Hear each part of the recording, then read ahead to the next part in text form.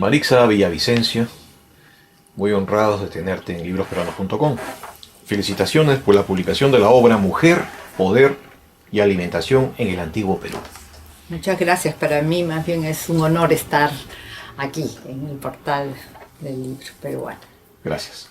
Eres una destacada historiadora, museógrafa, escritora y fitomántica. Así es. La pregunta casi inevitable es, ¿la fitomancia mucho influyó o tuvo alguna relación en el origen de esta obra? Bueno, digamos, en la medida que es parte de una de mis actividades, de todas maneras tiene que ver, o sea, no es que uno dice ahora voy a ser médico y después voy a ser papá, o sea, no es así, ¿no? O sea, y tiene que ver en la medida que en una de mis líneas de trabajo como historiadora desde hace muchísimos años es siempre el tema de la mujer, ¿no? Es centrarme en el rol, en el papel de la mujer, descubrir, develar a la mujer en la historia, sobre todo de nuestro país, pero como tú ves acá en el primer capítulo también he abordado otras latitudes.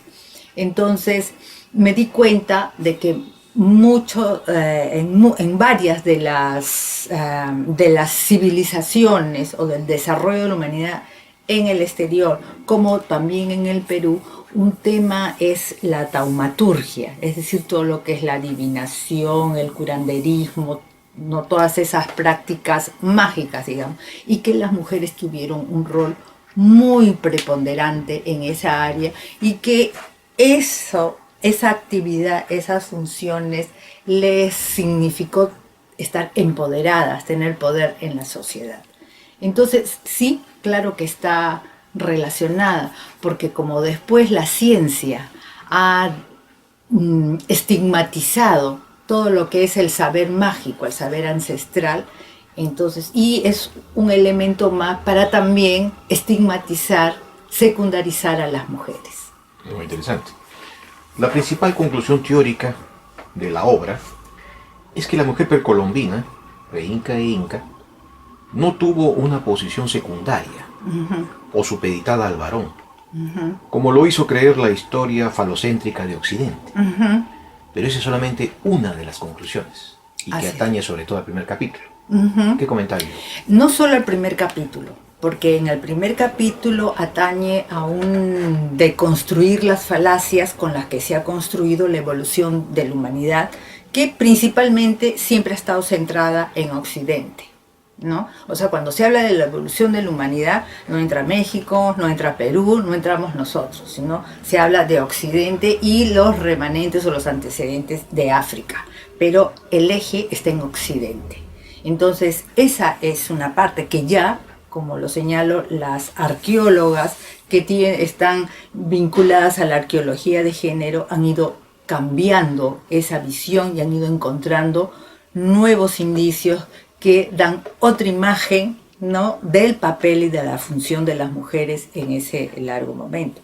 Y en el segundo capítulo es, digamos, algunas respuestas, algunas reflexiones. Si eso pasó en Occidente durante más de 30.000 años, que tuvo preponderancia las diosas, las mujeres, ¿qué pasó en el Perú? Yo encuentro que en el Perú lo mismo, ¿no? En el Perú las mujeres tuvieron un papel importantísimo y detonante. Entonces, ¿y qué nos ayuda a sustentar? Todas las investigaciones arqueológicas, los hallazgos últimos, ¿no?, donde se han encontrado mujeres poderosas del norte, del sur, de diferentes sitios. Y si tú haces una relectura, como ha sido producto de toda la parte dedicada al Tahuantinsuyo, que obedece a una relectura de las fuentes históricas, de las fuentes coloniales, te encuentras con que también en el Perú hay otros datos. Efectivamente. El paradigma simbólico de las diosas prehistóricas persistió, afirmas, en el Perú hasta hace 500 años. Sin embargo, aquí viene una pregunta que se hace el lector. ¿No se explica o cómo se explicaría la adoración del falo en las culturas pre-incas? Bueno, la adoración del falo, yo no la he encontrado como adoración del falo, porque también podríamos encontrar la adoración de las vaginas, que no se habla, y sin embargo, tanto en la cultura nazca, sobre todo en la cultura mochica, hay una cantidad impresionante de huacos donde solamente está diseñada la vagina femenina. E incluso yo tengo la reproducción de una muy linda que es una vagina sangrante, ¿no? Entonces, lo que pasa es que ambos están relacionadas con la fertilidad.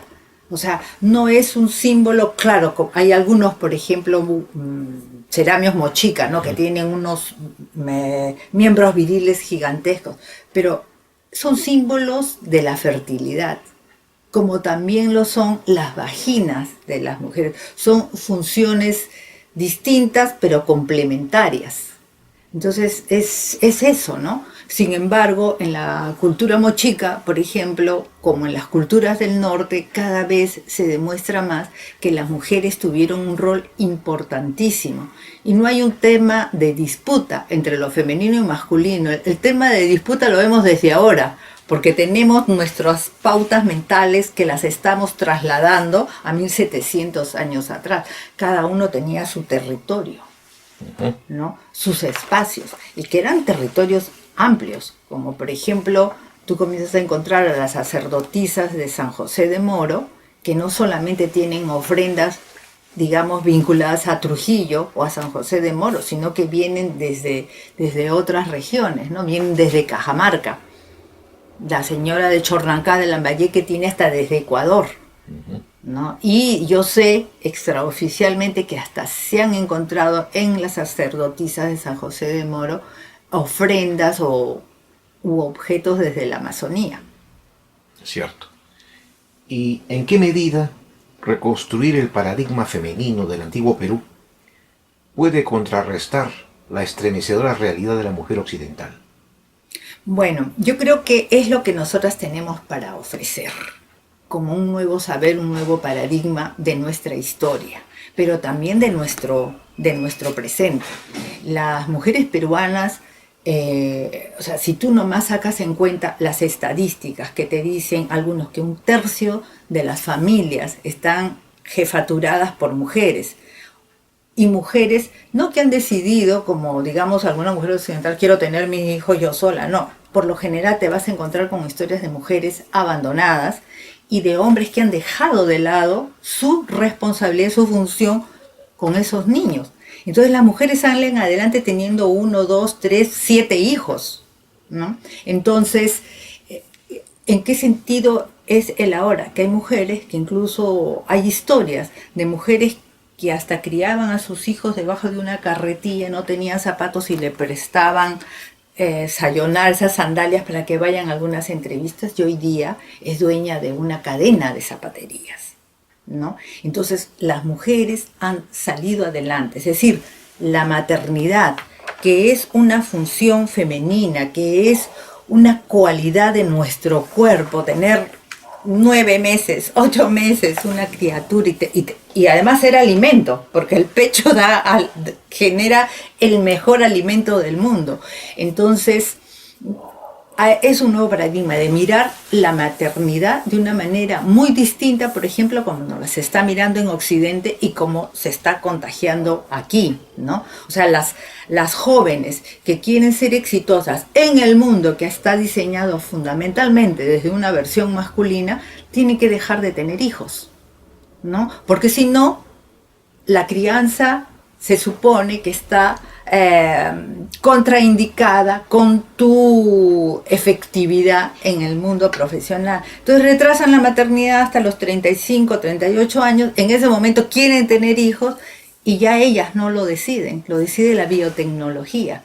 Entonces es mostrar también, ¿no?, desde el presente que las mujeres peruanas están dando otro paradigma, otro ejemplo, otra función, que sí se puede. Lo que pasa es que las mujeres no están empoderadas.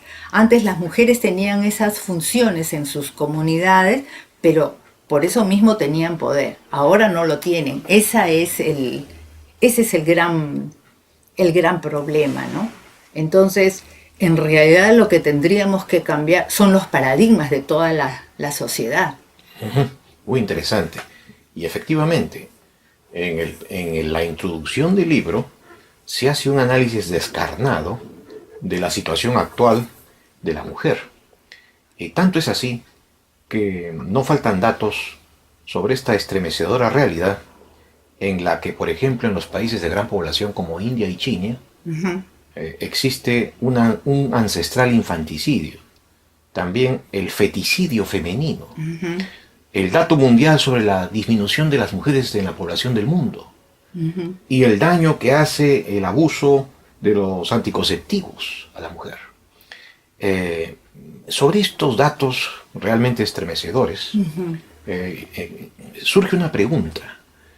El mundo moderno entonces tiene un doble rasero cínico, porque por un lado incentiva el discurso feminista, pero por otro lado en la práctica está destruyendo a la mujer. Así es. Si esta tendencia sigue con la biotecnología que acabas de mencionar, ¿hacia qué tipo de mundo nos dirigimos? ¿No es acaso hacia por decirlo así, la cibernetización del principio del eterno femenino?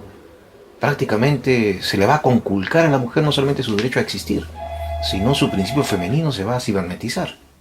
Bueno, hay un libro bien interesante que lo está ahí en la bibliografía de una socióloga francesa, Benedicte Manière, y el título de su libro es bien interesante: Cuando las mujeres hayan desaparecido. Porque en realidad, si tú miras la historia de la humanidad en el largo tiempo, te das cuenta que si tú lo colocas en 50.000 años, lo que ha habido es una pérdida de atribuciones de las mujeres en el mundo de la sociedad, o sea, social, económico, político. Entonces, de la pérdida en el ámbito social, está pensando ser en el ámbito biológico, en el ámbito de la naturaleza misma, en el ámbito de la especie, porque ya físicamente están desapareciendo. O sea, en el año 2000, en Asia, sobre todo India, China y Pakistán, habían 100 millones de mujeres menos. Cuando reviso, porque este libro me tardó hacerlo, reviso nuevamente las cifras en 2014 pensando se habían dado algunas leyes en China, pensando que había disminuido, ¿no? 114 millones de mujeres menos. O sea, desaparecen o no se dejan hacer a 1 millón de mujeres al año en Asia. Entonces, efectivamente, es lo que digo, ¿no? Hay un discurso, no solamente es feminista, porque también lo asumen las organizaciones internacionales, las organizaciones de derechos humanos, y lo que está pasando es que lo que ganas, entre comillas, como ciudadana, lo estás perdiendo como mujer, ¿no? Entonces, ese es el gran peligro. Entonces, por eso es que voy en la búsqueda, no soy la única, en el mundo hay también otras mujeres como la que te menciono, de buscar nuevos paradigmas que cambien eso. Y las mujeres vivimos no solamente esa contradicción que tú estás señalando, eso contrario, no es como una perversión, es igualito. En esta época, ¿qué es lo que todo el mundo pondera? La gastronomía. Y entonces tú ves la televisión, las redes y todo el mundo te habla de comer y te presentan los platos. Pero ¿cómo tienen que ser las mujeres? Flaquitas, un palito. Anoréxicas.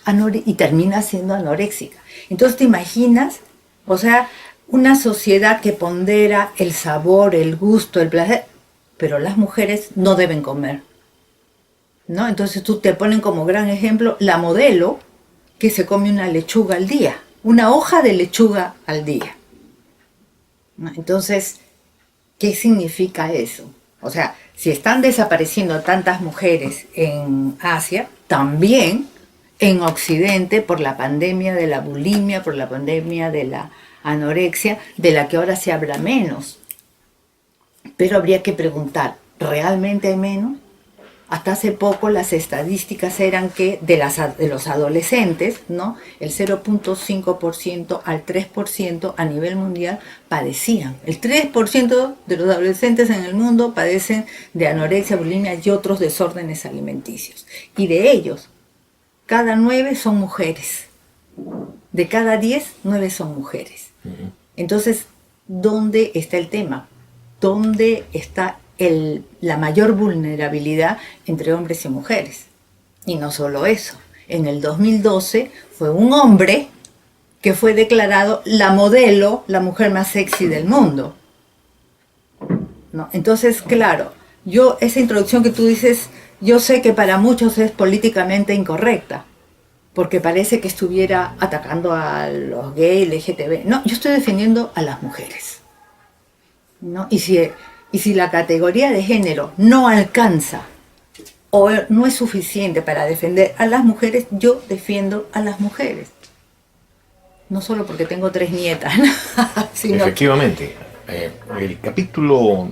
el antecapítulo de la introducción hace pensar en muchas cosas, y cosas de fondo.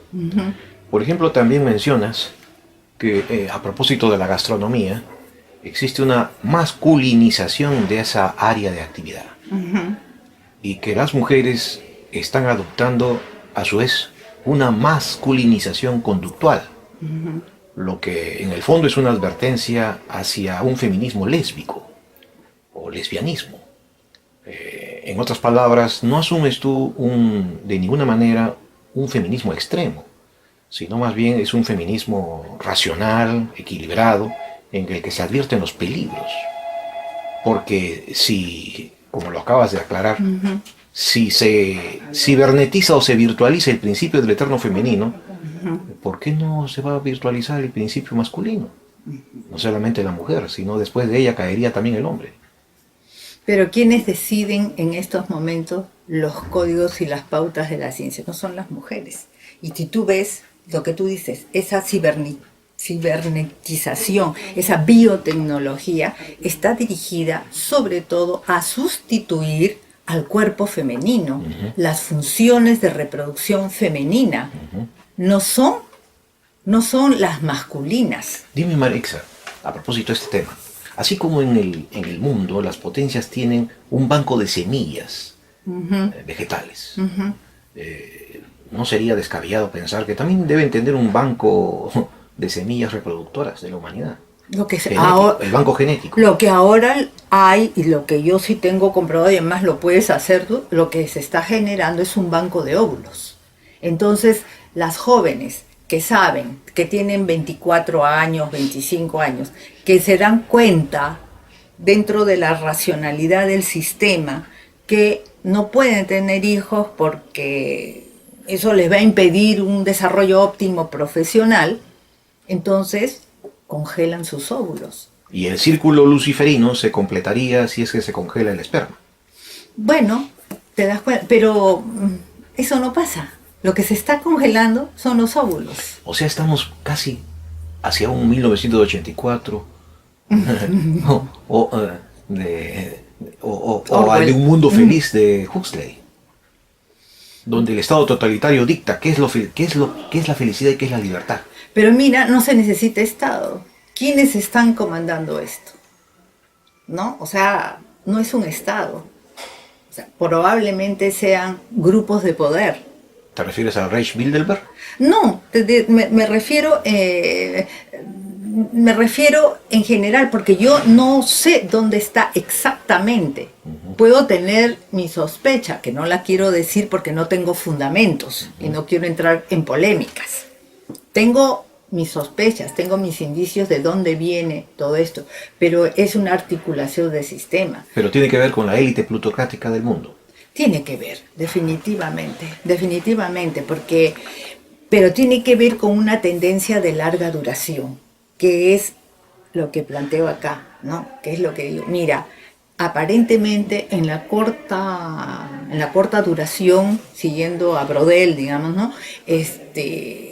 Claro, si tú te pones a pensar del siglo XVIII al siglo XXI, las mujeres han logrado, por lo menos teóricamente, y en algunos casos realmente, mayores derechos.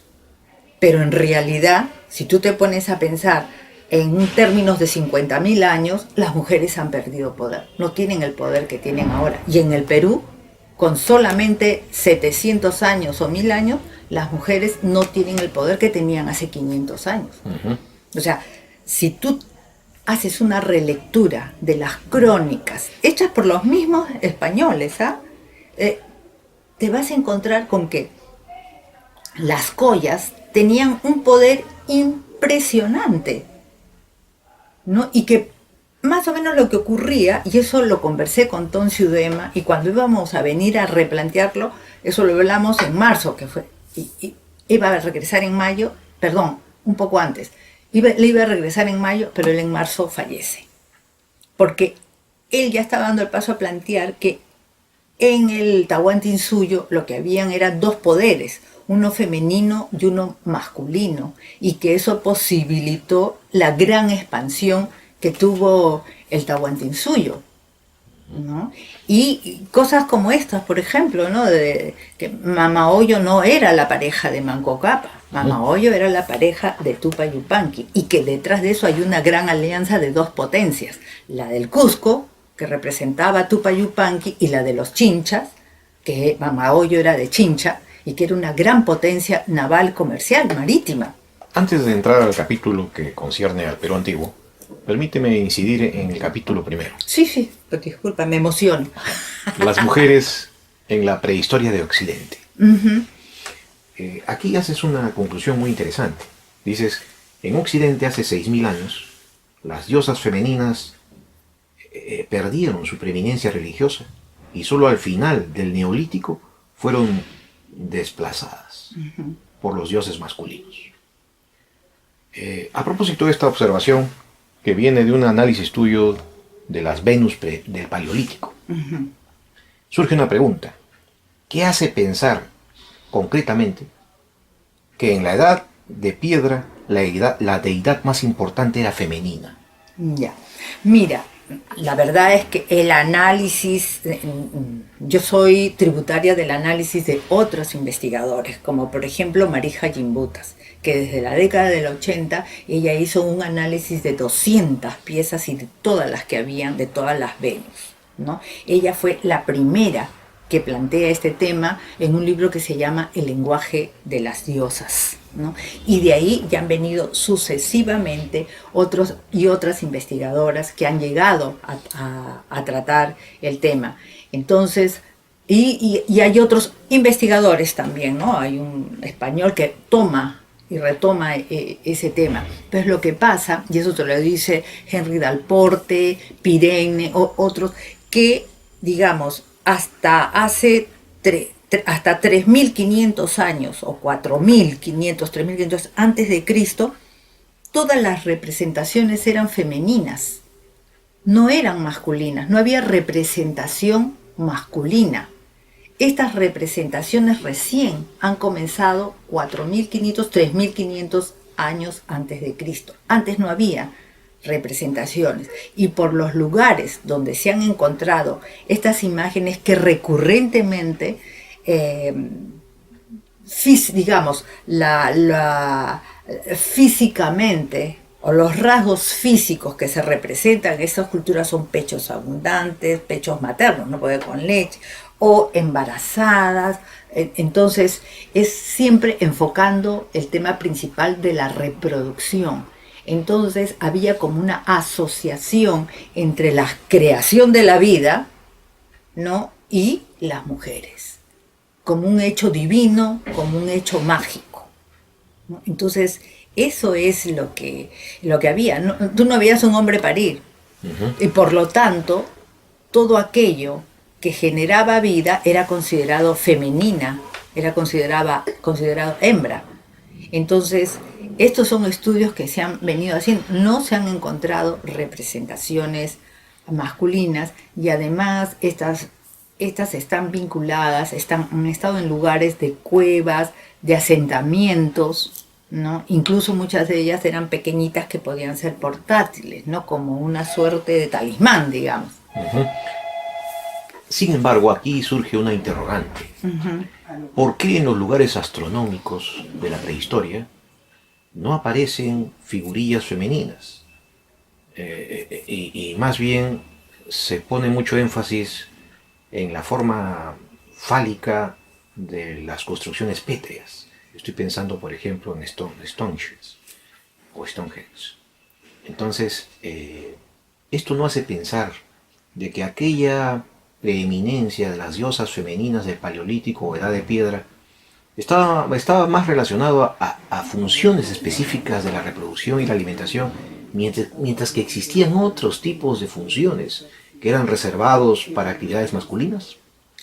Mira, de los análisis que he realizado y que han realizado otras, sobre todo las arqueólogas que postulan la arqueología de género y que han hecho investigaciones tanto en España como en Estados Unidos, ¿no? En Europa y en Estados Unidos, lo que pasa es que pareciera que fundamentalmente aquellas funciones que estaban relacionadas con la supervivencia de la especie eran básicamente de las mujeres, y cualquiera otra que sea, como por ejemplo la caza o la cacería, que se cree que era exclusiva masculina, era comunitaria. Entonces habían más funciones comunitarias que aquellas que se les han atribuido a los varones. Y el tema es la historiografía, porque la historiografía lo que ha hecho es proyectar las relaciones tal como se han comenzado a estatuir desde fines del siglo XVIII para adelante, que le da la primacía a los hombres. Permíteme. La Declaración de los Derechos del Hombre, eso no fue casual. Ajá. Había una lucha en el siglo XVIII, ¿no? Permíteme una reflexión a propósito de la cacería. No obstante, como la mujer era sumamente valiosa por las funciones que has especificado en el Paleolítico, aún participando en la caza, no es extraño pensar de que la actividad o la parte más osada de la cacería era privativo de los hombres, porque que muera una mujer era una pérdida demasiado grande.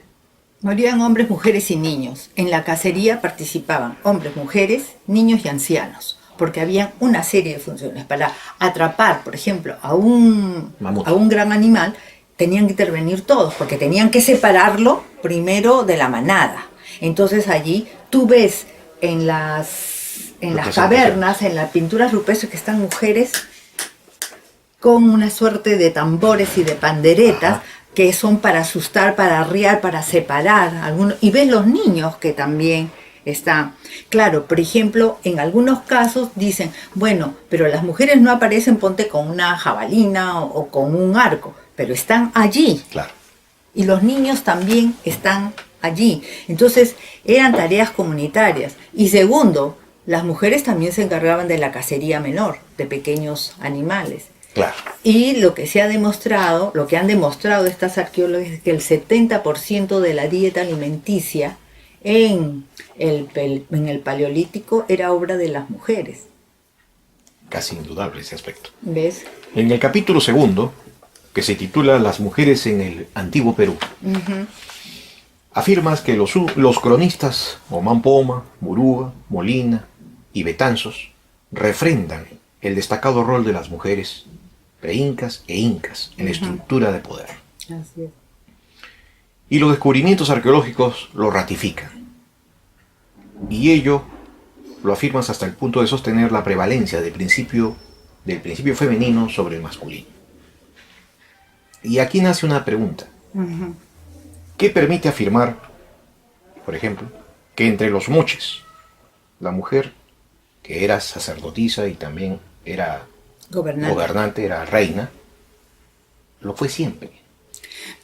O sea, mira, en realidad lo que dice en el libro es que es como un poner en cuestión el dualismo, ¿no? Porque la mayoría de muchos arqueólogos, que ahora también están cambiando, por ejemplo, ayer estuve en la presentación del libro de Makoski, y ese tema, y Adin Gabatz, y él ya, ese dualismo, que en realidad es una teoría de un francés, Leroy, que se traslada acá como si fuera muy original, ¿no? ¿Para qué? Para generar un complemento entre lo femenino y lo masculino. Y realmente lo que yo digo es que el dualismo, como cualquier otro, es una creación histórica, por lo tanto se configura en el tiempo. Entonces, lo que yo digo es que no siempre ha sido el principio femenino, sino que hubo un tiempo en que el principio femenino era prevaleciente y que después se fue incorporando el principio masculino. Lo que pasa es que lo que deduzco a partir de las lecturas y de los estudios es que en el periodo inca el poder femenino no se diluye. Hay un proceso, pero no está diluido. Lo que pasa es quiénes escriben la historia del Perú y qué es lo que toman.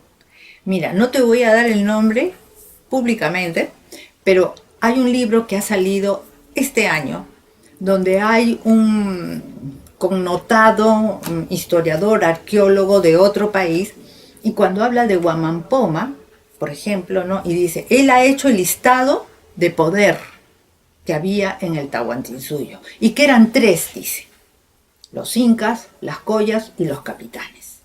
Sin embargo, si tú vas a Huamampoma de Ayala, te das cuenta que están los incas, las collas, las 4 reinas y señoras de los suyos y los capitanes. Y a esas reinas y señoras, que es una por suyo, da una lista de mujeres que gobernaban el suyo con ella. Estamos tan cegados a admitir que las mujeres tenían poder que no lo vemos. Y está ahí incluso con sus dibujitos, la de Chinchaysuyo, la de Lantisuyo, pero lo negamos. A propósito de esta ceguera, en los últimos 20 años se han intensificado los estudios de chamanismo, y sobre todo de chamanismo amazónico. Y estos han incidido en un aspecto muy interesante. En aquellas comunidades no occidentalizadas o de poco contacto con Occidente, que mantienen mucho sus costumbres, el dualismo complementario en el aspecto chamánico es muy fuerte. En otras palabras, parece ser cierto que las comunidades más ancestrales del Perú amazónico, seguramente también del brasileño, persiste una reserva hacia el varón, y así lo testimonian muchas investigaciones, de que, por ejemplo, el exorcismo es una actividad reservada para el chamán varón, porque se supone que la mujer no tiene la fortaleza y le hace daño a su organismo. Eso no significa que el chamanismo amazónico excluya a la mujer, la incluye, pero no específicamente en esas actividades tan fuertes. ¿Qué opinión te merece esta observación? Bueno, en primer lugar me llama la atención la palabra exorcismo en aplicación en las prácticas, digamos, de curanderismo y mágicas de la Amazonía como de otros lugares, porque el exorcismo parte de un criterio más bien cristiano y católico, que hay que sacar al demonio, pero ese criterio no está. En la Amazonía, por ejemplo, lo que tú tienes es el concepto de que todas las plantas y todos los habitantes de la naturaleza tienen un espíritu, y que ese espíritu no es bueno ni malo, puede ser bueno o puede ser malo, dependiendo de la relación que tú estableces con ese espíritu, si sabes o no sabes. Entonces, cuando un curandero que tiene que establecer un diálogo, o una curandera, un diálogo con ese espíritu, para que se vaya, o para contentarlo, para que se porte bien en el cuerpo donde está, ¿no? Es como cuando se dice en la sierra, te agarró el cerro, ¿no? Entonces, y se va a trabajar con el cerro. Y a veces hay que pelear, entonces se usan sables. O sea, lo que pasa, y el sable no existía en la época prehispánica o en el antiguo Perú, como yo prefiero denominarlo, ¿no? Entonces, no es que una cosa sea por debilidad o por fortaleza, sino que una de las cosas que a mí me quedan claras es que las mujeres tenían unas funciones y los hombres tenían otras, y ocupaban diferentes espacios. Lo que pasa es que no había, este espacio tenía poder y este espacio no.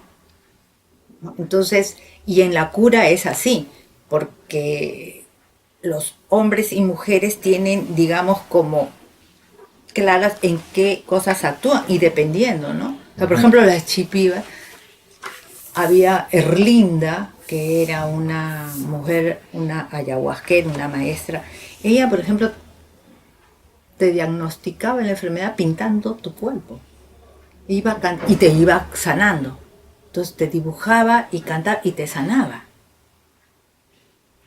Alfonsina Barrio Nuevo cuenta que entre las mujeres quero, por ejemplo, tienen la capacidad de quitar la depresión y el suicidio, las ganas de suicidarte. Te envuelven, te cantan, y seguramente los varones tendrán otra. O sea, acá, mira, mi postura no es decir que los hombres no sirven para nada, y mucho menos, yo tengo un hijo varón y un nieto varón. Entonces, de ninguna manera. Lo que quiero es visibilizar también el rol de las mujeres, ¿no? Y además, yo me pongo a pensar, ¿qué nivel de hombres serían, por ejemplo, en el Tahuantinsuyo, que han tenido la capacidad de tener mujeres en su mismo nivel y no sentirse menos? Todo lo contrario, eran las que... O sea, mira, hemos conquistado este territorio, ahora ustedes lo van a administrar y lo van a gobernar. Y tenían que confiar unos con los otros o negociar sus poderes.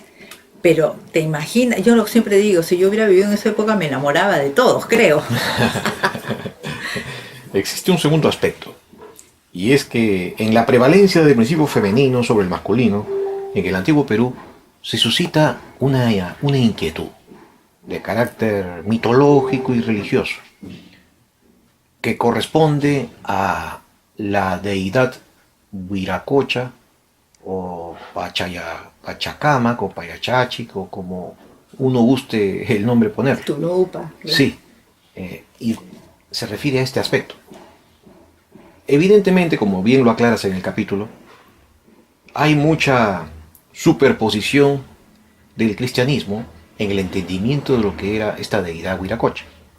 Pero si excluimos la capacidad creadora, que es más bien un concepto cristiano, y lo concebimos, como lo concibió Holguín, como una deidad ordenadora, no crea sino ordena.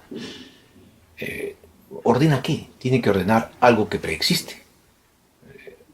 Llamémoslo como querramos, tiene que ordenar algo que no depende de él, sino que se ha encontrado y le da forma. Este aspecto quisiera tu opinión. Si el que ordena algo que preexiste, como instancia superior o primera de lo que existe en el cosmos, da la impresión de que esta entidad ordenadora no es femenina, sino es masculina. ¿Qué opinas?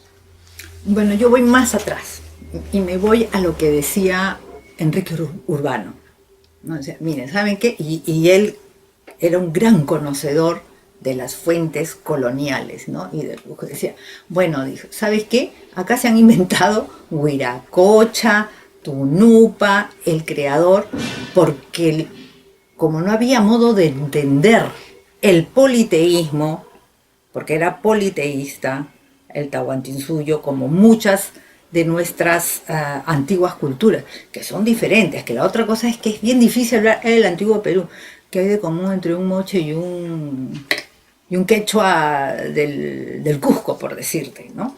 Entonces, que en realidad ha habido una lectura en el siglo XVI del politeísmo donde se quiso encontrar el monoteísmo. O sea, inventar que este pudo haber sido un dios creador y masculino para poderlo encajar con el cristianismo y el catolicismo, además el catolicismo del siglo XVI, que es el catolicismo de la Contrarreforma, el de la persecución, ¿no? El de la persecución de las brujas, el de la Santa Inquisición. O sea, ni siquiera es el catolicismo previo, es de esta época. Entonces algunos, por buenos, quizá, querían encontrar y decir, no son tan salvajes. Porque fíjense, no es que adoran a cuánto demonio, ¿no? El demonio les hace creer que hay muchos dioses, y la mujer menos todavía. Entonces, yo creo que más bien ha sido un esfuerzo, ¿no? De sobre todo algunos historiadores, de querer encontrar en este politeísmo, querer encontrar el Dios creador, ¿no? Y realmente si tú lees te vas a encontrar con una serie de contradicciones que incluso abundan más para el principio femenino, por decirte, ¿no? Entonces, por ejemplo, te dicen, Huiracocha, un dios, el sol creaba a los hombres, pero después ellos tenían que salir o por una cueva o salían para una alegoría de parto. ¿Te das cuenta? Entonces, ya eso de que había un mundo ya creado, esa es una filosofía occidental, no es quechua. No hay un planteamiento donde se origina el mundo, porque quienes se preguntan dónde se origina el mundo, dónde nos originamos, porque tenemos miedo a la muerte. ¿Qué vamos a hacer cuando nos muramos? ¿Qué hay? Ese problema lo tenían solucionado las diferentes culturas. No había ese sentido de muerte tal cual.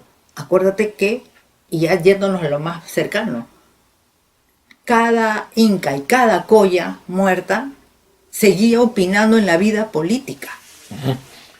Una inquietud conexa.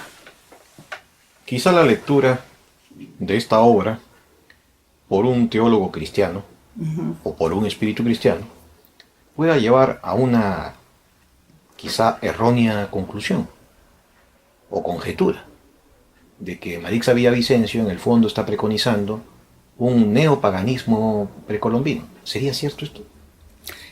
Bueno, yo no preconizo un neopaganismo, simplemente lo que estoy diciendo es cómo fue. Y es una versión cómo fue, como lo quiere la ciencia, sustentada en los documentos, en las evidencias arqueológicas e en las interpretaciones iconográficas, ¿no? Entonces, por ejemplo, cuando se descubre los 61 fardos, los 61 entierros de Guarmey, ¿no? De los cuales 58 son mujeres, los otros dos son como guardianes, se ve que no son importantes, pero esas 58 mujeres enterradas en el sitio que previamente todos los arqueólogos, desde los más conservadores a los más, digamos, visiones más modernas, posmodernistas, decían que era el sitio Poder Huari, era la avanzada de Poder Huari, el castillo de Guarmey, este sitio.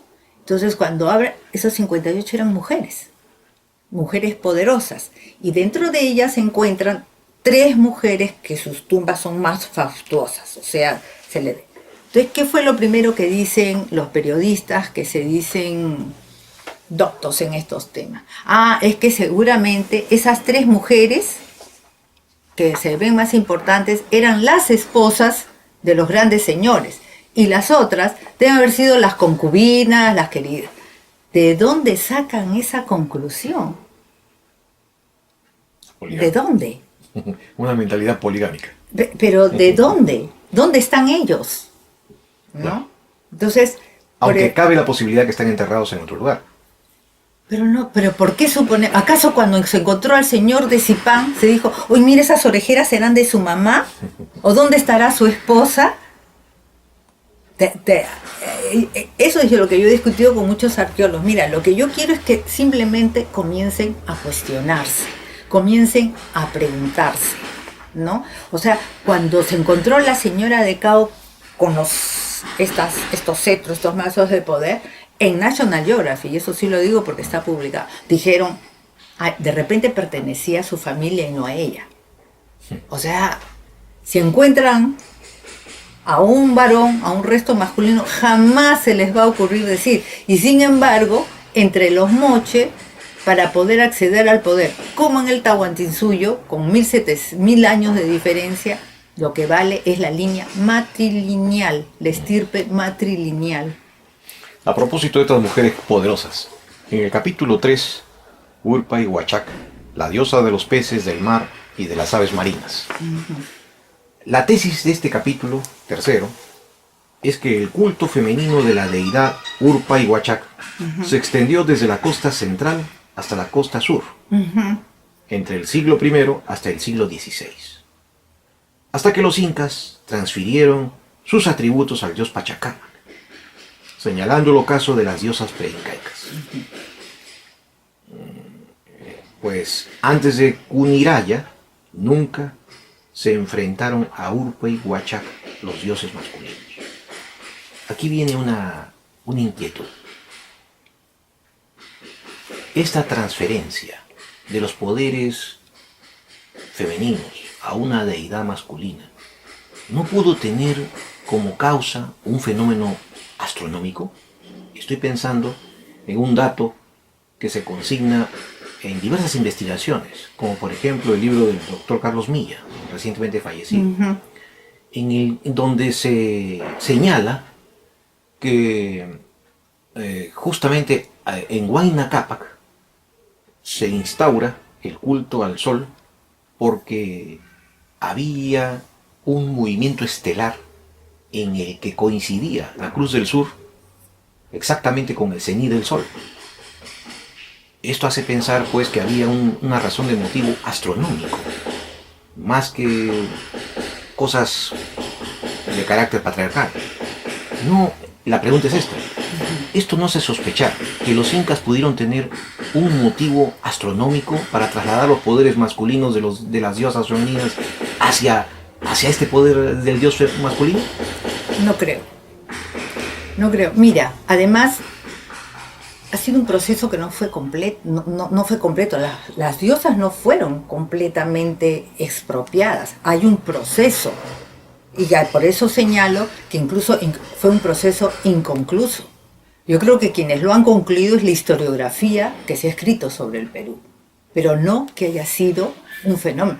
Por eso es que Pachacamá es bifronte, es bisexual, es dual. Allá hay un proceso. ¿Por qué? Porque los incas necesitan, pues, políticamente que Pachacamá crezca mucho, porque tenían muy cerca oposición, los huarcos, ¿no?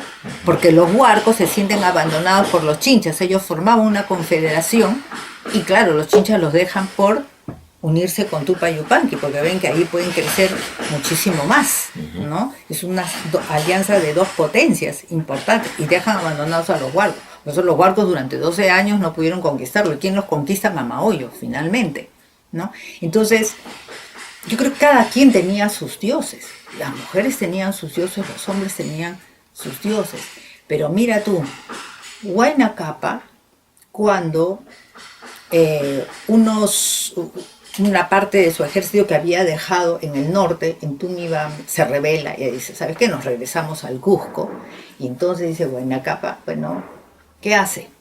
Ahora dice, lleven la efigie de mi madre. Mamá Hoyo era la mamá de Huayna Cápac. Y entonces la ponen delante, porque los otros regresaban al Cusco, dice las crónicas, con la efigie del sol. Entonces cuando vienen quienes mantenían, como te digo, seguían en vida, ¿no? Como si estuvieran viviendo, quienes mantenían a Mamahoyo, Topran, les dan el encuentro, devela el motín. O sea, ese era el poder del ancestro Mamahoya.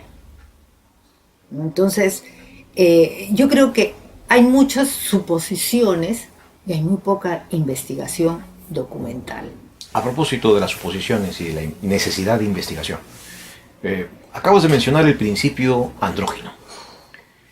Pachacamac se suele diferenciar de Pachamama. ¿Hasta qué punto sería factible una lectura andrógina de Pachacamac? Mira, yo no sé si es andrógina. Yo, hasta el momento, lo que yo me atrevo a decir es que parece que es una materialización de este tránsito, ¿no? Y que se habla de Pachacamá. Cuando Pachacamá, lo que se conoce como el santuario de Pachacamá, en realidad comenzó siendo, podríamos decir, el santuario de Urpayhuacha.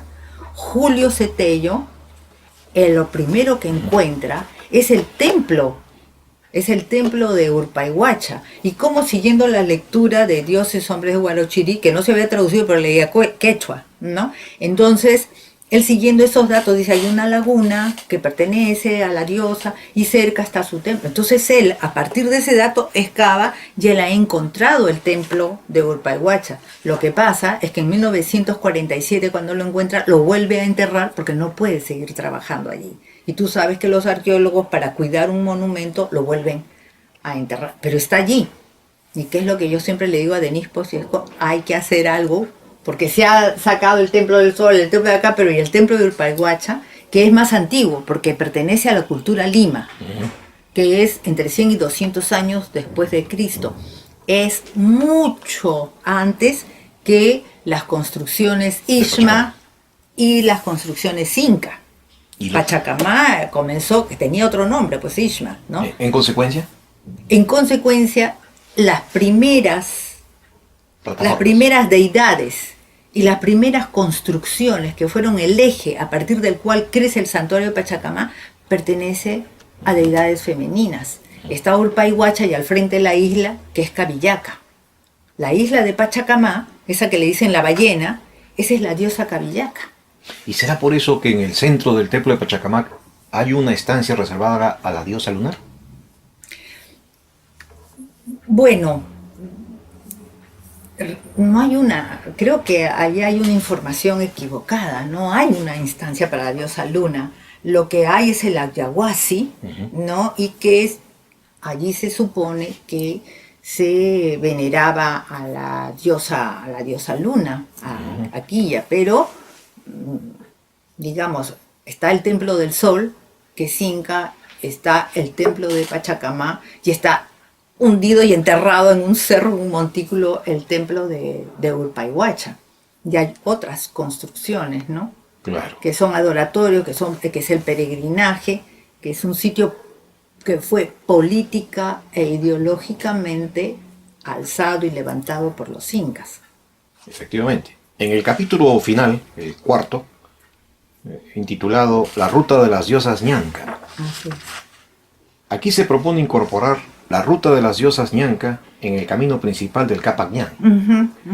Se trata de 5 diosas nutricias que aseguran la fecundidad del mar y de la tierra, presentes en el manuscrito de Huarochirí, y posiblemente relacionadas con las diosas aladas de culturas precolombinas. Señalas Ancón, Paracas, Nazca, Chancay y Chincha. Las aventuras míticas de Urpayhuacha, de Urpayhuacha, de la diosa de Urpayhuacha. Sí. Urpay Paloma, Huacha criadora de palomas. Estas aventuras de esta diosa acontece en el santuario de Pachacamac. Sí. Ahí, porque reflejan la disputa entre el poder femenino y el poder masculino. Así ¿Efectivamente existe tal disputa? Sí, pues, con el dios Cunirraya, la expresa del dios Cunirraya, ¿no? Y eso está en Dioses y Hombres de Huarochirí. Ahora, brevemente yo quiero decir, porque a mí me gusta reconocer la autoría, quien lanza esta hipótesis de que Urpayhuacha parece que fue realmente una diosa milenaria y que abarcó, eso fue María Rostorovsky. Lo que pasa es que yo conversaba con ella mucho, realmente fue un estímulo, yo le rindo mi homenaje a ella, aunque acá yo tenga tesis distintas a las de ella, pero fue ella un estímulo. Y ella es la que ya veía, y además ella hizo un seguimiento de cómo Urpayhuacha está mencionada hasta en la sierra, ¿no? Y hay otras teorías que parece, ¿no? Pocyena, desde Puyana, ¿no? Que dice Isabel Flores, que parece que llegó hasta la Amazonía, ¿no? Entonces, primero eso, porque quiero dar el crédito a quien lo merece. Entonces, yo he servido ese planteamiento es el que he desarrollado. Y está en Dioses y Hombres de Huarochirí, y después hay una revisita que es de 1588, donde se plantea todo este tema, y que efectivamente, o sea, esta diosa, ¿no? Esta diosa tenía su lago, su estanque, eso dice el mito, ¿no? El estanque donde criaban los peces en una época en que todavía no había peces en el mar. Entonces llega Cunirraya, que estaba molesto porque él iba a visitar a Cabillaca, que no se quiso casar con él, esta diosa, y entonces él avienta los peces al mar. ¿Con qué finalidad? Para molestarla, para eliminarlos. Pero resulta que se multiplican, ¿no? Hay también, en forma mítica, estas disputas de Kuniraya, que es un dios de la sierra, que quiere casarse, la engaña a Cabillaca para obligarla a casarse con él, y después él viola a una hija de Urpaihuacha. Cuando pretende violar a la otra se convierte en paloma. Entonces hay agresiones, ¿no? Pero sin embargo hay un límite. Por ejemplo, Kuniraya no podía entrar al mar. Era su límite. Entonces hay que hacer una lectura histórica. ¿Qué es lo que pasa con nuestra historia? Pues es otro tema. Entonces, ¿pero qué es lo que va? Hay una revisita que ya no son, que es como un censo que hay en la revisita de Sisicaya, que es como un censo, que es pedido por el curaca, el cacique de esa época, porque, bueno, había, tú sabes, en la colonia un problema de tributos, ¿no? Y siempre les querían sacar más a la población nativa. Entonces allí, por ejemplo, todos reconocen a las diosas. Por ejemplo, de Sisicaya, y que está cerca de San Pedro de Mama, Ricardo, porque ayer justo he estado allí, lo que dicen es que ellos, cuando les pregunto a ustedes quiénes son, nosotros somos hijos de Chaupiñanca, que es la diosa, que es la hermana mayor de las hermanas ñanca de estas diosas, ¿no? Y entonces llegas hasta 1600 y ellos se siguen reconociendo como hijos de esa diosa y siguen a escondidas o coimeando a los curas, siguen rindiéndole tributos, ¿no? Entonces existe eso, ¿no? Entonces, pero parece que hay un enfrentamiento porque los yauyos querían tomar las tierras de los yungas, esos enfrentamientos que logran ser victoriosos ya en la época inca, ¿no? Que los incas apoyan a los yauyos para que se adueñen de las tierras de los yungas. A propósito de una de las conclusiones centrales de tu texto, que es que las diosas femeninas del Perú precolombino predominaron hasta casi el siglo XVI. Esto hace pensar en el siguiente aspecto. Hay países en el mundo en que tienen un lenguaje bastante duro para dirigirse a las mujeres, pero en el Perú no es así. Y esto ha sido relacionado por diversos investigadores al llamado complejo de mamitis que tiene el hombre peruano. ¿Hay alguna relación? ¿Tú encuentras alguna relación en este aspecto? No lo he pensado. No lo he pensado, pero lo que pasa es que estamos en un país donde, como hemos dicho hace un momento, la mayoría de hombres y mujeres son criados por mujeres. El padre, en muchos casos y en muchos lugares, es ausente. Es ausente físicamente y moralmente, o es ausente moralmente, ¿no? Entonces, y todo lo que rodea todavía está dentro de esa cosmovisión andina. A la tierra se le ha puesto Pachamama. Yo no he encontrado muchos datos de la diosa Pachamama, por ejemplo. Hay más bien en 1936 a quienes hablan de Pachamama. Polo de Ondegardo menciona a la Pachamama y dice, ay, sí, cuando los agricultores, los indios, como él dice, no, le hacen ofrendas a la Pachamama. Pero yo no he encontrado, no quiero que no sea, en las crónicas, entonces que he leído algo sobre la Pachamama. Y entonces estoy comenzando a pensar que la Pachamama es como una condensación de las diferentes diosas para mostrar esta característica de las diferentes diosas que hubieron, ¿no? Que eran dadoras de vida, que eran nutricias, que están relacionadas con toda la fauna, todos los nutrientes del mar y de la tierra. Pero en realidad teníamos muchas diosas. O sea, en Dioses y Hombres de Guarochirí solo se menciona 2 veces a Pachamama, cuando se dice una vez, y a Pachacamá 3, y que son entrevistas, son cuestionarios. En cambio, aparecen estas diosas y muchas otras más.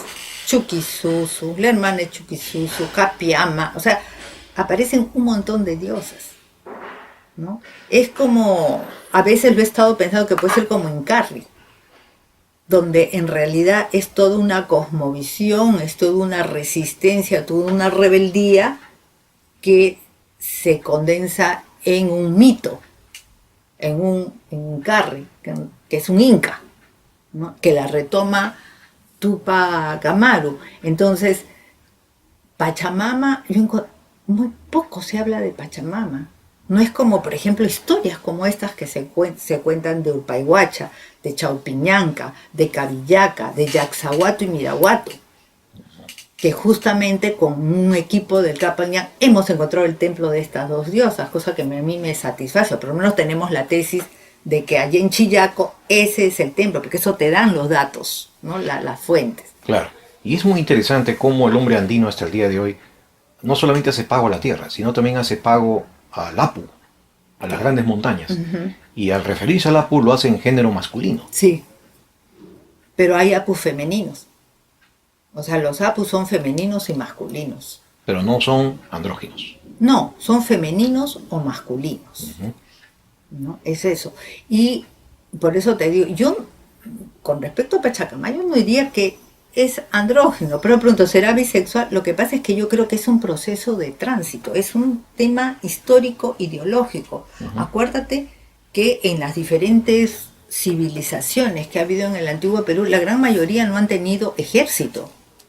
Y ya hoy concuerdan casi todos los arqueólogos y los historiadores especialistas en el antiguo Perú de que básicamente se gobernó vía la ideología, vía la religión. Por eso era tan importante las ceremonias rituales, ¿no? Entonces, y no es que era ejército, los mochicas no tenían ejército, y sin embargo mira todo lo que hicieron y lograron, todo lo que se expandieron. Finalmente, Marixa Villavicencio, ¿qué mensaje deja esta investigación para la problemática de la mujer en el mundo contemporáneo?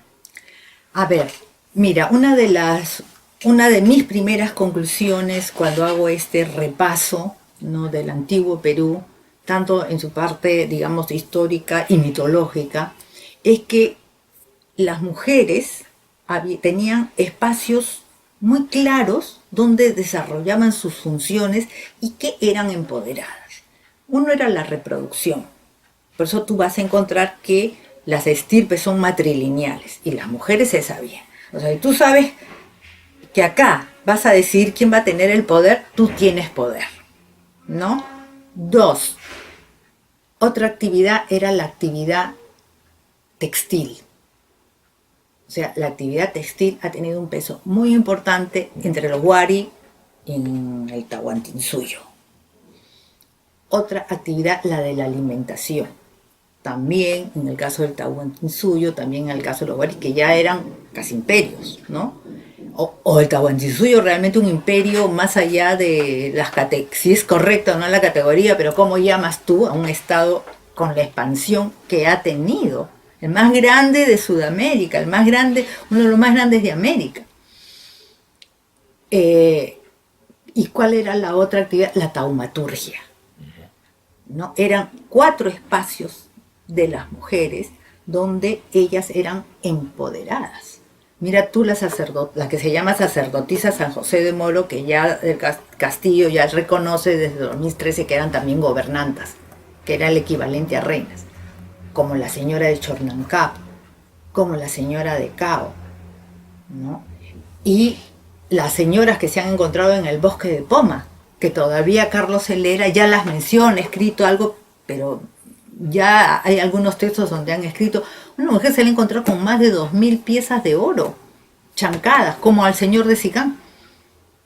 Entonces, y esto cuando yo le he llamado, no habré escuchado mal, porque cuando di un taller, no, 2.000, Marisa, serán 200. Entonces lo llamé, Carlos, le dije, por favor, de repente mi memoria está mal, y tú has dicho que a esta, que él primero la llamó la anciana del bosque Poma, y cuando dije, ¿qué edad tenía? 60 años, no te atreves, le dije a llamarla anciana, ¿no? Entonces, es muy gracioso, ya la gran señora, me dice, del bosque de Poma, Y yo le digo, Carlos, ¿sabes qué? Me han dicho que de repente yo estoy fantaseando, que he hecho 2000, de repente era 270. Me dice, mínimamente 2000 y hasta pueden ser más. En consecuencia, para nuestro tiempo, Para nuestro tiempo, yo lo que creo es que las mujeres tenemos que delimitar, creo yo, espacios que sean nuestros, pero espacios donde sean reconocidos por la sociedad, por el Estado, por las relaciones geopolíticas, ¿no? Y no necesariamente tenemos que entrar en el mundo masculino, porque es más fuerte y no tenemos armas. El feminicidio, ¿qué es? Como se está estudiando en España, no son de mujeres que son dependientes económicamente de los hombres, porque hay muchas mujeres que al contrario, los hombres dependen económicamente de ellas, pero igual maltratan, matan. Entonces, yo creo, no digo para repetir tal cual, pero creo que hay que tomarlo en cuenta. Habían claramente espacios, actividades y funciones bien delimitadas. Por ejemplo, creo que los incas en el Tahuantinsuyo se inspiraron en Wari, es una hipótesis que lanzo. Las Wari y las mujeres incas en estructuras femeninas bien organizadas eran las que gobernaban y administraban. No solamente en el estado central, en el Cusco, sino a nivel local y regional. Los hombres hacían las grandes estrategias político-militares y las estrategias de expansión. Las mujeres consolidaban esa expansión. Ellas eran las que conocían, las que administraban, las que tenían. Por eso también se casaban.